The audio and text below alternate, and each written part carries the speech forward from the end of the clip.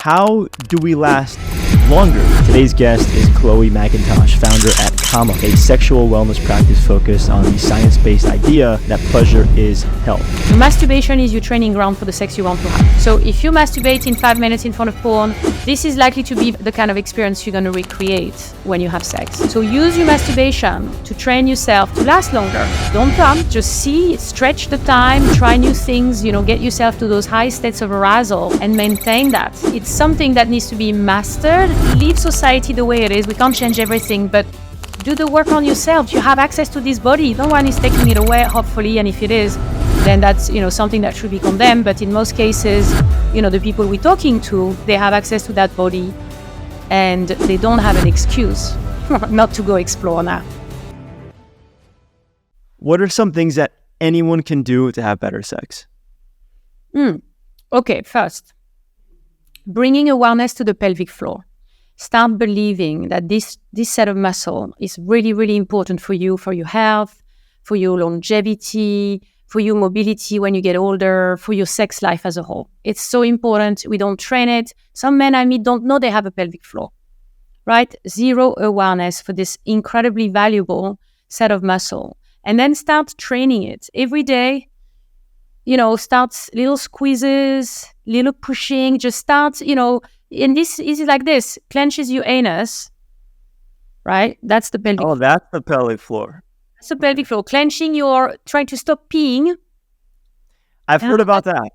That's the same. So it's like a hammock which has holes, for the anus, the vagina, for the penis. So it's perforated with the organs, the sexual organs, but that's why when you squeeze in around the anus, it feels like that, but it's actually all connected. So the important thing is just to bring awareness and try to squeeze in there. Just try and see what happens when you try and squeeze around your penis, squeeze more towards the perineum, underneath the space between your balls and the anus is a really important muscle. It's actually the base of your cock.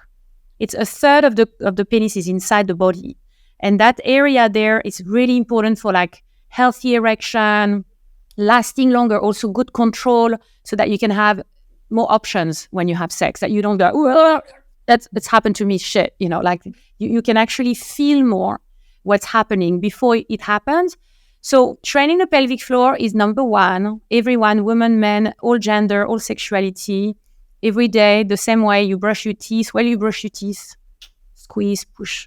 Me, I do it all the time. Sometimes when I do my yoga or my Pilates, I add all the internal work. So if I'm lifting, I'm pushing my pelvic floor, I'm always trying to find a way to activate that muscle as part of my body.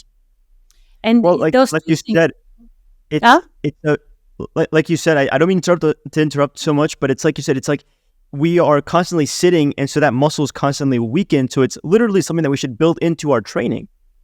Absolutely. You need to do that. And you as a coach, I would say absolutely build that in for all of your clients. Add all the pelvic training. It's such a small piece, but it has so much impact if you do it every day. And then there's different techniques that we have that can be useful for bringing more engagement, bringing more arousal, lasting longer, having internal orgasms, having G-spot, different breath pattern and pelvic work can help you with activating. It's the same than any other place of the body, We use breath and muscle in order to create, the work that we want there. So the first thing is this, breathing deeply, relaxing, working the pelvic floor. That's one piece. The second thing is to reconnect with embodiment, spend time with your partner. Just give them 10-20 minutes of touch just for them with no expectation for sex.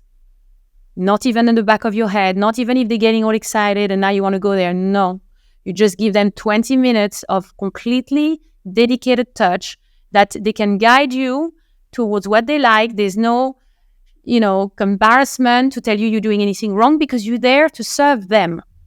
So you say to them, I want to give you the things that feel the best and tell me how. So educate yourself around there and then do the same the other way. Give your partner, and it could go all the way to sensual massage and touch, to genital massage that can turn into an erection and excitement and maybe even have an orgasm, but it's only for them. It's very important. And actually, I would take the sexual part out initially because that's what creates, and that is going to give you intimacy, trust. The person is going to be able to more surrender. That presence you're talking about is going to become more easy to access because you get to know each other better. You already know what she likes. You're not in your head saying, is she liking me? She's not moving. Should I change? Or what am I doing? All these little things that happen. So the second thing is get to know your body and their body by doing this one-directional touch. Also, I would recommend mutual self-masturbation. It's a really great way to open deeper intimacy in a relationship. As in masturbating with your partner, like you're doing something on yourself while they're doing. Okay, yeah. And you're looking at each other and you're turning yourself on by looking at them. And initially you can do it under the duvet and you're focusing on the feeling. And, it depends how comfortable you feel with your partner, because the aim of this is... And then the third thing about great sex is to shift from friction sex, which is this idea, like we do everything in our life. If you look at the world, everything is round and cyclic, right? I mean, it's pretty much everything. The planets, we have season, we have cycles, and yet we think of everything in this linear way. We can't help ourselves. It's harder, stronger, faster. It's always that way. It kills us mentally. It also kills us physically because every machine in the gym is linear movement. Right? Yeah. We are supposed to rotate and move and flow. Our body, we say the motion is the lotion. You have to move and rotate. So sex is the same. Our genitals are definitely not square. They're round. They're three-dimensional. And so this idea to do this as a way to have sex is almost like the best way we can desensitize ourselves. It's like wearing a shoe that's a bit too small. Then your skin is going to develop a barrier because it doesn't feel that great. Now, so we talk about suction sex, which is the way that we can kind of, give a term, because as you know, with sex, the vocabulary is disappeared because we don't talk about it. So there's very few words to talk about sex in a really articulated way. We kind of have to create also some terminology. But suction sex is this idea that, and this is a little bit heteronormative, but it can work very well also for, let's say, a gay couple having sex. It's the same with the anus, but it's this idea that the person who you're entering, let's say you're entering here, like that's you, and you're entering here, in order for them to enjoy and appreciate and be receiving you properly, they actually have to bring you in. They actually have to bring you in. So we have this practice on the app that basically helps the vagina opens through breathing and pushing the pelvic floor. And then it grabs onto the head of the penis. And then there's this suction that happens. And slowly you get taken in. I'm going to send you this. You're going to do it. So you're going to love it. You are going to love it. And then you're in a suction seal. And when you're in a suction seal, you have so much like wrapping around your cock that it feels great. And that's nothing to do with how tight the vagina is. It all has to do with how engorged the erectile tissues inside the vagina are because you aroused and turned on because you took your time, because now she's taking you in. It's her choice. So it's sucking. And the other advantage of sucking for both you and her, if you think of sucking, you're sucking the energy up. So when you're having sex, instead of thinking you're pushing in and releasing energy into the person, actually practice pulling with your pelvic floor and moving the energy up. And that also is going to help you have more full body experiences where your body is tingling, where you start feeling the energy, not just from the genitals and out, but from the genitals and up, where you can go through all these different opportunities in your body as well to have that, which is what it's for.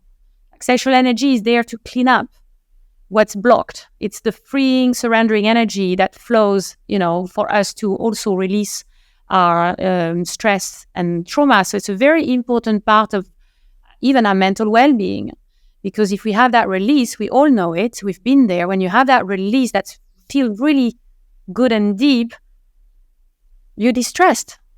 You're just distressed. It's just how it is. So reflecting back on everything that we've discussed on this podcast, let's say, you've had these, you've been desensitized both mentally and physically, right? Mm-hmm. Now adding all these things back in, everything that we've just discussed, right? How do we last longer? Because it seems to me like with everything that you've just taught me and taught the listeners, now sex is going to be such a, oh my God, rich experience. How do you last longer with that kind of experience, with that kind of sensation? So as a guy with a penis, someone with a penis, you last longer because you feel more. The reason you don't last long enough is because you don't see the signs that happen in your body before they happen. So when you master your own energy and you start feeling way before it gets to the point where you can't control it, you're going to feel things happening in your lower belly. You're going to start reading the signs. So we use edging, which is the idea of delaying ejaculation by feeling more, not by feeling less. Most people edge by stopping and thinking about something that totally turns them off. So that's how they stop coming too early. We actually teach, lasting longer by getting more in tune with your sensations. So that's the first thing. The second thing is semen retention. And the third thing is masturbation. Your masturbation is your training ground for the sex you want to have. So if you masturbate in 5 minutes in front of porn, this is likely to be very much the kind of experience you're going to recreate when you have sex. So use your masturbation to train yourself to last longer. Don't come. Just see, stretch the time, try new things, get yourself to those high states of arousal and maintain that. It's something that needs to be mastered because it's mastery. The sexual practices in ancient wisdom were the ones that were delivered at the end of the training. That was 14 years. Only then, those practices, were able to be seen and learned because they are so powerful. And the reason that sexuality has been so repressed, and especially, when it comes to female pleasure, it's because it liberates us. It connects us to our true self. It gives us a reason to know what we know, not to be distracted and influenced. It gives us a chance to, as you say, really meet ourselves. And from that place, we become less manipulated. We become a little bit more assertive with what we want, and we get driven by desires and not fears. And when that happens, this is true freedom that's available to us. So we can, as you say, leave society the way it is. We can't change everything, but do the work on yourself. You have access to this body. No one is taking it away, hopefully. And if it is, then that's, something that should be condemned. But in most cases, the people we're talking to, they have access to that body and they don't have an excuse not to go explore now.